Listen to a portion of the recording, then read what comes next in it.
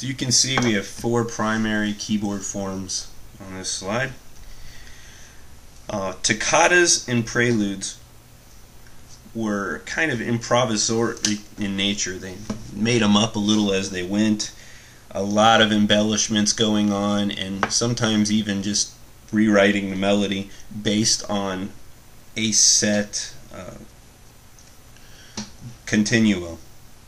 Now, a continuo in this case was played just by the keyboard with one voice. There was no cello accompanying. This is a solo keyboard work. But the upper parts, the higher end melody and those things, were often made up as you went. Now, the Fantasia is a much larger work. It's a little more written out and has a bit more counterpoint involved in it. The fugue is our big guy here. He's the one that really is going to define what Baroque counterpoint was all about.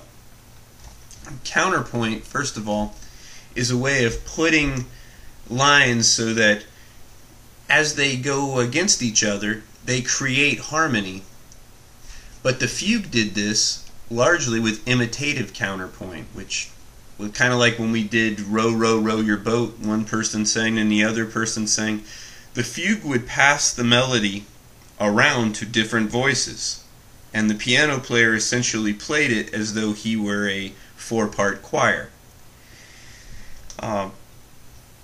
You hear all kinds of different embellishments on top. You hear different melodies enter, but the prime melody that started the song continues for most of the fugue. Rarely does it have more than 2 defined melodies that are involved at all.